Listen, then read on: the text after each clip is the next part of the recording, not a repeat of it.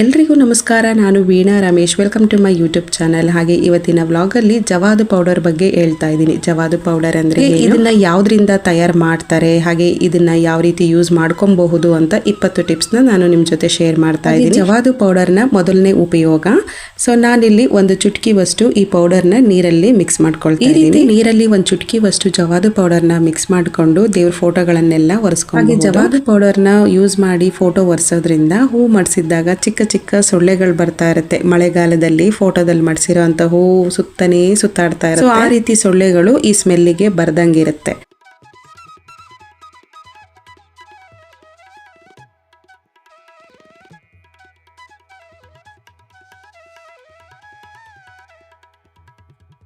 ಹಾಗೆ ಜವಾದು ಪೌಡರ್ನ ಎರಡನೇ ಉಪಯೋಗ, ಪೂಜೆ ರೂಮ್ ಕ್ಲೀನ್ ಮಾಡಬೇಕಾದ್ರೆ, ಫ್ಲೋರ್ ಕ್ಲೀನಿಂಗ್ ಆಗಿರಲಿ, ವಾಲ್ ಕ್ಲೀನಿಂಗ್ ಆಗಿರಲಿ, ಸೊ ಕ್ಲೀನ್ ಮಾಡಬೇಕಾದ್ರೆ ಜವಾದು ಪೌಡರ್ನ ನೀರಲ್ಲಿ ಮಿಕ್ಸ್ ಮಾಡಿ ಕ್ಲೀನ್ ಮಾಡೋದ್ರಿಂದ ಪೂಜೆ ರೂಮ್ ಫುಲ್ಲಾಗಿ ಗುಡ್ ಸ್ಮೆಲ್ ಆಗಿರುತ್ತೆ. ಮತ್ತು ದೇವಸ್ಥಾನಕ್ಕೆ ಹೋಗಿದ್ದಾಗ ಯಾವ ರೀತಿ ಒಂದು ಗುಡ್ ಸ್ಮೆಲ್ ಬರ್ತಾ ಇರುತ್ತೆ ಅದೇ ರೀತಿ ಫೀಲ್ ಆಗ್ತಾ ಇರುತ್ತೆ.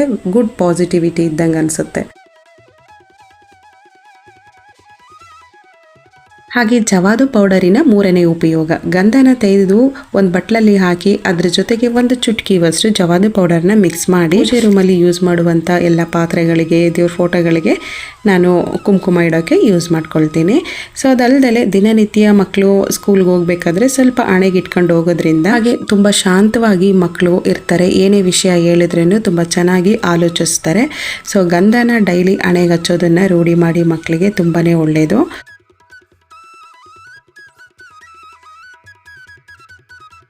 ಹಾಗೆ ಜವಾದು ಪೌಡರಿನ ನಾಲ್ಕನೇ ಉಪಯೋಗ, ವಿಭೂತಿಯಲ್ಲೂ ಜವಾದು ಪೌಡರ್ನ ಮಿಕ್ಸ್ ಮಾಡಿ ಇಡ್ಬೋದು. ಗುಡ್ ಸ್ಮೆಲ್ ಇರುತ್ತೆ.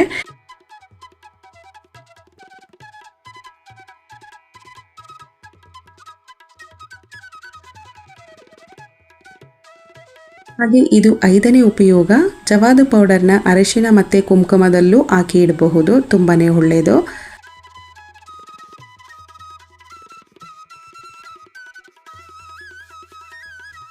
ಹಾಗೆ ಇದು ಆರನೇ ಉಪಯೋಗ, ದೇವರ ಫೋಟೋಗಳಿಗೆ ಅರಿಶಿನ ಕುಂಕುಮದ ಜೊತೆಗೆ ಜವಾದು ಪೌಡರ್ನ ಮಿಕ್ಸ್ ಮಾಡಿ ಹಚ್ಚೋದ್ರಿಂದ ತುಂಬಾ ಪಾಸಿಟಿವಿಟಿ ಇರುತ್ತೆ ಮತ್ತು ಗುಡ್ ಸ್ಮೆಲ್ ಇರುತ್ತೆ. ಸೊ ಒಂದು ವಾರ ಬಿಟ್ಟು ಪೂಜೆ ರೂಮ್ ಓಪನ್ ಮಾಡಿದ್ರೂ ಅದೇ ಸ್ಮೆಲ್ ಇರುತ್ತೆ. ಹಾಗೆ ಏಳನೇ ಉಪಯೋಗ, ಜವಾದು ಪೌಡರ್ನ ಪೂಜೆ ಪಾತ್ರೆಗಳು, ಯಾವುದೇ ರೀತಿ ಪೂಜೆ ಪಾತ್ರೆಗಳಾಗಿರ್ಬೋದು, ಸೊ ಅದಕ್ಕೂ ಕೂಡ ಕುಂಕುಮನ ಇಡಬೇಕು. ಕುಂಕುಮನ ಇಡಬೇಕಾದ್ರೆ ಸ್ವಲ್ಪ ಜವಾದು ಪೌಡರ್ನ ಮಿಕ್ಸ್ ಮಾಡಿಕೊಂಡು ಈ ರೀತಿ ಕುಂಕುಮನ ಇಡಬೇಕು.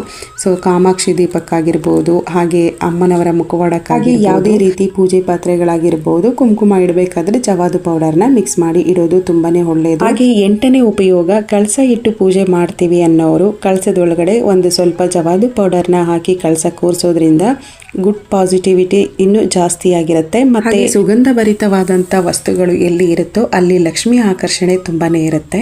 ಸೊ ನಾನು ಕಳಸದಲ್ಲೂ ಕೂಡ ಯೂಸ್ ಮಾಡ್ತೀನಿ. ಹಾಗೆ ಒಂಬತ್ತನೇ ಉಪಯೋಗ, ಅಕ್ಕಿ ಹಿಟ್ಟಲ್ಲಿ ಸ್ವಲ್ಪ ಜವಾದು ಪೌಡರ್ನ ಮಿಕ್ಸ್ ಮಾಡ್ತಾ ಇದ್ದೀನಿ. ಸ್ವಲ್ಪ ಅರಶಿನ ಕೂಡ ಮಿಕ್ಸ್ ಮಾಡಿದ್ದೀನಿ, ಹಾಗಾಗಿ ಈ ಕಲರಲ್ಲಿ ಇದೆ. ಈ ಅಕ್ಕಿ ಹಿಟ್ಟಿಂದ ನಾನು ಪೂಜೆ ರೂಮ್ ಹೊಸ್ತಲಿಗೆ ಮಾತ್ರ ರಂಗೋಲಿನ ಹಾಕ್ತೀನಿ.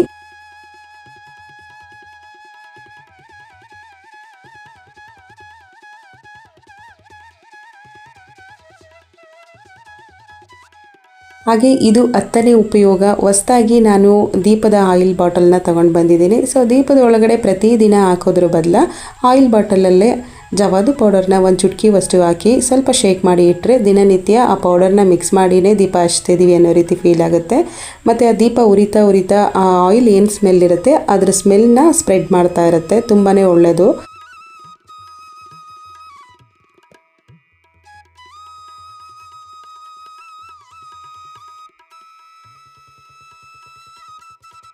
ಇದು 11ನೇ ಉಪಯೋಗ, ದಿನನಿತ್ಯ ಓದುವಂಥ ಭಗವದ್ಗೀತೆ ಬುಕ್ಸಲ್ಲೂ ಕೂಡ ನಾನು ಜವಾದು ಪೌಡರ್ನ ಸ್ವಲ್ಪ ಹಾಕಿ ಇಟ್ಕೊಳ್ತೀನಿ. ಕೈಯಲ್ಲಿ ಸ್ಪ್ರೆಡ್ ಮಾಡಿಕೊಂಡು ಆ ಬುಕ್ಸ್ ಫುಲ್ಲಾಗಿ ಸ್ವಲ್ಪ ಸ್ಪ್ರೆಡ್ ಮಾಡಿದ್ರೆ ಆಯಿತು. ಗುಡ್ ಸ್ಮೆಲ್ ಬರ್ತಾ ಇರುತ್ತೆ.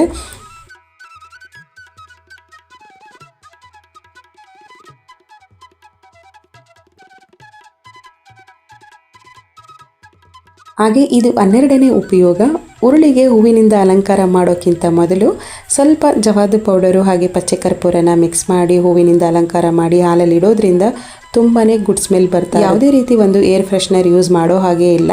ಸೊ 2 ದಿನಕ್ಕೊಂದ್ಸಲ ನೀರು ಚೇಂಜ್ ಮಾಡ್ತಾ ಇದ್ರೆ ಸಾಕು. ಉರುಳಿಲಿ ಈ ಪೌಡರ್ನ ಮಿಕ್ಸ್ ಮಾಡಿ ಮನೇಲಿ ಇಡೋದ್ರಿಂದ ಒಂಥರ ಮ್ಯಾಜಿಕ್ ಪೌಡರ್ ಅಂತಾನೆ ಹೇಳ್ತೀನಿ. ತುಂಬಾ ಶಾಂತವಾಗಿರಬೇಕು ಅಂತ ಅನಿಸ್ತಾ ಇರುತ್ತೆ ಆ ಪೌಡರ್ ಸ್ಮೆಲ್ಲಿಗೆ. ಹಾಗೆ ಇದು 13ನೇ ಉಪಯೋಗ. ತುಪ್ಪದ ಬತ್ತಿ ಮಾಡೋಣ ಅಂತ ಮಾಡ್ತಾ ಇದ್ದೀನಿ. ಮನೇಲೆ ಬೆಳೆದಿರುವಂಥ ಹತ್ತಿ ಇತ್ತು, ಅದರಿಂದ ಈ ರೀತಿ ಬತ್ತಿಗಳನ್ನು ಮಾಡ್ಕೊಳ್ತಾ ಇದ್ದೀನಿ. ತುಂಬ ಈಸಿಯಾಗಿ ಮನೇಲೆ ಬತ್ತಿನ ಮಾಡ್ಕೊಬಹುದು. ಇದರಲ್ಲಿ ಯಾವ ರೀತಿ ಜವಾದು ಪೌಡರ್ನ ಯೂಸ್ ಮಾಡ್ಬೋದು ಅಂತ ತೋರಿಸ್ತೀನಿ. ಹಾಗೆ ಮೊದಲಿಗೆ ನಾನು ಬತ್ತಿ ಯಾವ ರೀತಿ ಮಾಡೋದು ಅಂತ ತೋರಿಸ್ಬಿಡ್ತೀನಿ. ಸೊ ಎಷ್ಟು ಸೈಜಲ್ಲಿ ನಮಗೆ ಬತ್ತಿ ಮಾಡ್ಕೊಬೇಕು ಅಷ್ಟು ಗಾತ್ರದ ಹತ್ತಿನ ತಗೊಂಡು ಫಸ್ಟು ಸ್ವಲ್ಪ ರೌಂಡ್ ಶೇಪಲ್ಲಿ ಮಾಡ್ಕೊಬೇಕು. ಸೊ ಅದಾದಮೇಲೆ ಹಾಗೆ ಇನ್ನೂ ಒಂದು ಸ್ವಲ್ಪ ಹತ್ತಿ ತಗೊಂಡು ಈ ರೀತಿ ಸ್ಪ್ರೆಡ್ ಮಾಡಿ ಲೇಯರ್ ಬೈ ಲೇಯರು ಅದನ್ನು ಮಡಚ್ಕೊಂಡು ಸ್ಪ್ರೆಡ್ ಮಾಡಿಕೊಂಡು ಸೆಂಟ್ರಲ್ಲಿ ಉಂಡೆ ಮಾಡಿ ಇಟ್ಕೊಂಡಿರುವಂಥ ಹತ್ತಿನ ಇಟ್ಬಿಟ್ಟು ಬತ್ತಿ ಆಕಾರದಲ್ಲಿ ತೆಗೆದ್ರೆ ಆಯಿತು. ತುಂಬಾ ಈಸಿ, ಸಿಂಪಲ್ ಆಗಿರುವಂಥದ್ದು. ಮನೇಲೆ ಹತ್ತಿ ಇದ್ರೆ ಈ ರೀತಿ ತುಪ್ಪದ ಬತ್ತಿಗಳನ್ನು ಮಾಡ್ಕೊಬಹುದು. ಸೊ ಈ ರೀತಿ ಬತ್ತಿನ ನಾನು ಇವಾಗ ರೆಡಿ ಮಾಡಿ ಇಟ್ಕೊಂಡಿದ್ದೀನಿ.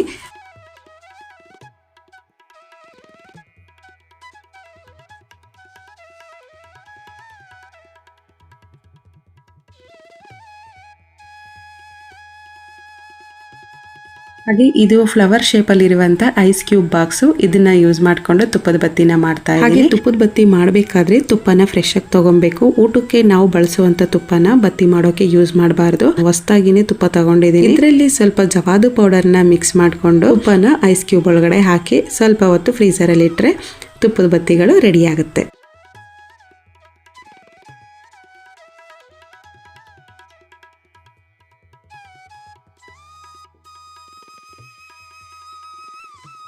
ಹಾಗೆ ಐಸ್ ಕ್ಯೂಬ್ ಒಳಗಡೆ ನಾನು 1 ಸ್ಪೂನ್ ತುಪ್ಪನ ಹಾಕಿಬಿಟ್ಟು ಫ್ರೀಜರಲ್ಲಿ ಇಟ್ಬಿಡ್ತೀನಿ. ತುಂಬಾ ಈಸಿ, ತುಂಬ ಕ್ಲೀನಾಗಿ ಭಕ್ತಿಯಿಂದ ಶ್ರದ್ಧೆಯಾಗಿ ತುಪ್ಪದ ಬತ್ತಿಗಳನ್ನು ಮನೆಯಲ್ಲೇ ರೆಡಿ ಮಾಡ್ಕೊಬಹುದು.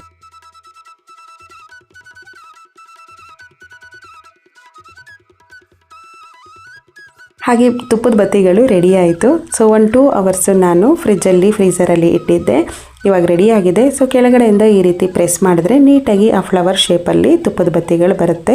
ಪ್ರತಿ ಶುಕ್ರವಾರ ತುಪ್ಪದ ಬತ್ತಿ ಹಚ್ಚೋರು ಈ ರೀತಿ ಮನೇಲೆ ನೀಟಾಗಿ ತುಪ್ಪದ ಬತ್ತಿಗಳನ್ನು ಮಾಡ್ಕೊಬಹುದು. ಸೊ ನಾನು ವಾರದಲ್ಲಿ 1 ದಿನ ಮಾತ್ರ ನಾನು ತುಪ್ಪದ ಬತ್ತಿ ಹಚ್ಚೋದ್ರಿಂದ ಮನೇಲಿ ಮಾಡಿಕೊಂಡು ಒಂದು ಬಾಕ್ಸಲ್ಲಿ ಸ್ಟೋರ್ ಮಾಡಿ ಇಟ್ಕೊಂಡು ಬಿಡ್ತೀನಿ. ಹಾಗೆ ತುಪ್ಪದಲ್ಲಿ ಜವಾದು ಪೌಡರ್ನ ಮಿಕ್ಸ್ ಮಾಡಿ ತುಪ್ಪದ ಬತ್ತಿ ಮಾಡಿರೋದ್ರಿಂದ ತುಂಬಾ ಸ್ಮೆಲ್ ಇರುತ್ತೆ. ಆ ದೀಪ ಬೇಕಾದರೆ ಅಬ್ಸರ್ವ್ ಮಾಡಿ ಯೂಸ್ ಮಾಡಿ, ಗುಡ್ ಸ್ಮೆಲ್ ಇರುತ್ತೆ.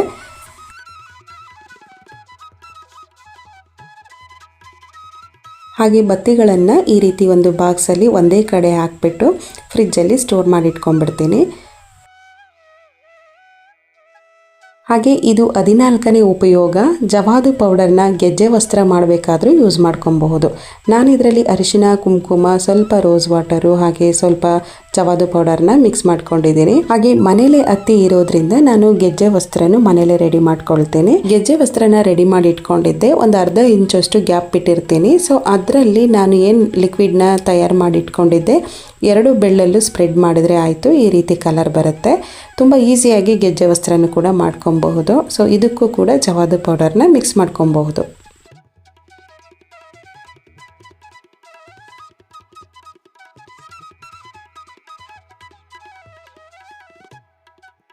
ಹಾಗೆ ಜವಾದು ಪೌಡರ್ ಅಂದರೆ ಏನು, ಜವಾದು ಪೌಡರ್ನ ಯಾವ ರೀತಿ ತಯಾರು ಮಾಡ್ತಾರೆ ಅಂತ ತೋರಿಸ್ತಾ ಇದ್ದೀನಿ. ಸೊ ನಾನು ಯಾವಾಗಲೂ ಅಷ್ಟೇ 1ರಿಂದ 3-4 ಬಾಟ್ಲನ್ನು ತಂದಿಟ್ಕೊಳ್ತೀನಿ. ಹಾಗೆ ಪೂಜೆ ರೂಮ್ಗೆ ಯೂಸ್ ಮಾಡೋ ಅಂಥದ್ದನ್ನು ನಾವು ಯೂಸ್ ಮಾಡೋದಿಲ್ಲ. ಅಂದರೆ ಇದನ್ನು ಬಟ್ಟೆ ಮೇಲೆ ಕೂಡ ಯೂಸ್ ಮಾಡ್ಕೊಬಹುದು. ಸೊ ಸಪ್ರೇಟಾಗಿ ಪೂಜೆ ರೂಮ್ಗೆ ಸಪ್ರೇಟಾಗಿ ನಾವು ಯೂಸ್ ಮಾಡೋಕ್ಕೆ ಸಪ್ರೇಟಾಗಿ ಇಟ್ಕೊಂಡಿರ್ತೀನಿ. ನಾನು ನಿಮ್ಮ ಮುಂದೆನೇ ತೋರಿಸ್ತಾ ಇದ್ದೀನಿ ಓಪನ್ ಮಾಡಿ ಯಾವ ರೀತಿ ಇರುತ್ತೆ ಇದು ಅಂತ. ತುಂಬಾ ಚಿಕ್ಕ ಬಾಟಲು. ಜವಾದು ಆಯಿಲ್ ಕೂಡ ಸಿಗುತ್ತೆ, ಜವಾದು ಪೇಸ್ಟ್ ಆಗು ಸಿಗುತ್ತೆ. ಇದು ಪೌಡರ್ ಆಗಿ ತಗೊಳ್ಳೋದು ತುಂಬಾ ಒಳ್ಳೆಯದು. ತೋರಿಸ್ತಾ ಇದ್ದೀನಲ್ವಾ, ಈ ಬಾಟಲ್ಲು 44 ರೂಪಾಯಿ. ಬರೀ ಪೂಜೆ ರೂಮಲ್ಲಿ ಯೂಸ್ ಮಾಡ್ಕೊಳ್ತೀವಿ ಅಂತ ಅಂದರೆ ಆರಾಮಾಗಿ 3 ತಿಂಗಳು ಯೂಸ್ ಮಾಡಬಹುದು. ಸೊ ನಾನು ಹೇಳಿರೋ ಟಿಪ್ಸ್ ಪ್ರಕಾರ ಯೂಸ್ ಮಾಡ್ಕೊಳ್ತೀವಿ ಅನ್ನೋದಾದರೆ ಆದರೆ ಒಂದು 3 ಬಾಟಲ್ ಆದರೂ ಬೇಕಾಗುತ್ತೆ ಈ ರೀತಿ ಬಾಟಲ್ಸ್ಗಳು.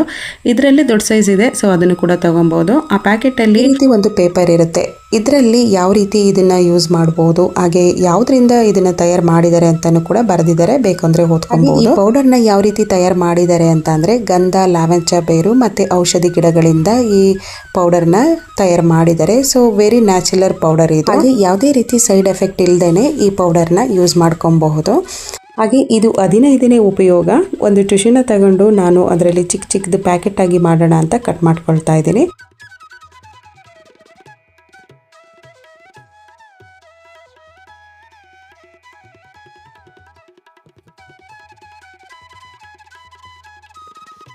ಹಾಗೆ ಕಟ್ ಮಾಡಿ ಇಟ್ಕೊಂಡಿರೋ ಈ ಟಿಶ್ಯೂ ಪೇಪರ್ ಮೇಲೆ ಸ್ವಲ್ಪ ಜವಾದು ಪೌಡರ್ನ ಹಾಕಿ ನಾನು ಪ್ಯಾಕೆಟ್ ರೀತಿ ಮಾಡಿ ಇಟ್ಕೊಳ್ತೀನಿ. ಸೊ ಬೇಕು ಅಂದರೆ ಹಾಗೆಯೇ ಮಡಚಿ ಇಟ್ಕೊಬೋದು. ನಾನು ಇಲ್ಲಿ ಪಿನ್ ಮಾಡಿ ಇಡ್ತಾ ಇದ್ದೀನಿ, ಅದು ಬಿಚ್ಚಿ ಹೋಗಬಾರ್ದು ಅಂತ ಈ ರೀತಿ ಮಡಚಿಬಿಟ್ಟು ಪಿನ್ ಮಾಡಿ ಇಟ್ಕೊಳ್ತಾ ಇದ್ದೀನಿ.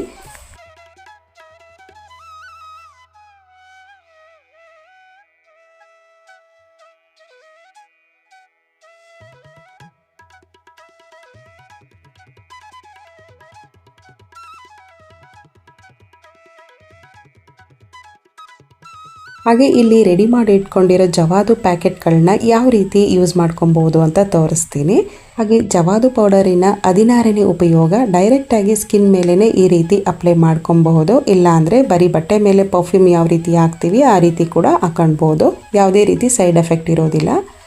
17ನೇ ಉಪಯೋಗ, ರೇಷ್ಮೆ ಸೀರೆಗಳನ್ನೆಲ್ಲ ತುಂಬ ರೇರು ಉಡುವಂಥದ್ದು. ಸೊ ಯಾವುದಾದ್ರೂ ಫಂಕ್ಷನ್ಗೇ ರೇಷ್ಮೆ ಸೀರೆಗಳನ್ನ ಹಾಕುವಂಥದ್ದು. ಈ ರೀತಿ ಕಾಟನ್ ಬ್ಯಾಗ್ಗಳಲ್ಲಿ ನಾನು ರೇಷ್ಮೆ ಸೀರೆಗಳನ್ನ ಸ್ಟೋರ್ ಮಾಡಿ ಇಟ್ಕೊಂಡಿರ್ತೀನಿ. ಹಾಗೆ ಯಾವುದೇ ರೀತಿ ಸ್ಮೆಲ್ ಬರಬಾರ್ದು ಅಂತ ರೆಡಿ ಮಾಡಿ ಇಟ್ಕೊಂಡಿರೋ ಒಂದು ಜವಾದು ಪ್ಯಾಕೆಟ್ನ ಈ ರೀತಿ ಸೀರೆಗಳ ಮಧ್ಯದಲ್ಲಿ ಹಾಕಿಟ್ಬಿಡ್ತೀನಿ.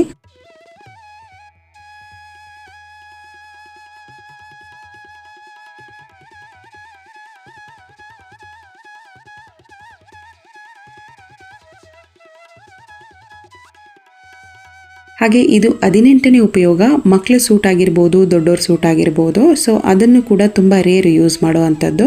ಆ ಸೂಟ್ ಪ್ಯಾಕೆಟ್ಗಳಲ್ಲಿ ಒಂದೊಂದು ಜವಾದು ಪ್ಯಾಕೆಟ್ನ ಹಾಕಿಡೋದ್ರಿಂದ ಗುಡ್ ಸ್ಮೆಲ್ ಇರುತ್ತೆ.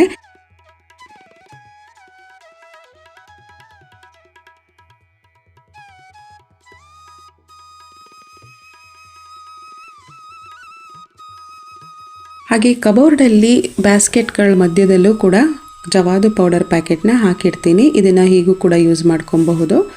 ಹಾಗೆ 20ನೇ ಉಪಯೋಗ, ಲೆದರ್ ವ್ಯಾನಿಟಿ ಬ್ಯಾಗ್ಗಳಲ್ಲಿ ಈ ರೀತಿ ಜವಾದು ಪ್ಯಾಕೆಟ್ಗಳನ್ನ ಹಾಕಿಡೋದ್ರಿಂದ ಗುಡ್ ಸ್ಮೆಲ್ ಇರುತ್ತೆ. ಸೊ ನಾನು ತುಂಬ ರೇರ್ ವ್ಯಾನಿಟಿ ಬ್ಯಾಗ್ಗಳನ್ನ ಯೂಸ್ ಮಾಡೋದು. ಯಾವುದಾದ್ರೂ ಲಾಂಗ್ ಟ್ರಿಪ್ ಹೋದಾಗ ಇಲ್ಲ ಊರ ಕಡೆ ಹೋದಾಗ ಯೂಸ್ ಮಾಡ್ಕೊಳ್ತೀನಿ. ಸೊ ಈ ರೀತಿ ಪ್ಯಾಕೆಟ್ನ ಪರ್ಸಲ್ಲಾಗಿರ್ಬೋದು, ವ್ಯಾನಿಟಿ ಬ್ಯಾಗಲ್ಲಾಗಿರ್ಬೋದು, ಮಕ್ಕಳು ಸ್ಕೂಲ್ ಬ್ಯಾಗಲ್ಲಾಗಿರ್ಬೋದು ಹಾಕಿಡ್ತೀನಿ. ಸೊ ಮಕ್ಕಳು ಸ್ಕೂಲ್ ಬ್ಯಾಗಲ್ಲೂ ಕೂಡ ಮೊದಲನೇ ಜಿಪ್ಪಲ್ಲಿ ನಾನು ಒಂದೊಂದು ಪ್ಯಾಕೆಟ್ನ ಹಾಕಿಟ್ಬಿಡ್ತೀನಿ. ಹಾಗೆ ಇದು 20ನೇ ಉಪಯೋಗ, ಮಕ್ಕಳು ಸ್ಟಡಿ ರೂಮಲ್ಲಿ ಸುಮ್ಮನೆ ಹಾಗೆ ಆ ಪ್ಯಾಕೆಟ್ನ ಒಂದು ಸೈಡಲ್ಲಿ ಇಡ್ಬೋದು. ಇಲ್ಲ ಅಂದರೆ ಬುಕ್ಸ್ಗಳ ಮಧ್ಯದಲ್ಲೂ ಕೂಡ ಈ ರೀತಿ ಇಟ್ಕೊಬಹುದು.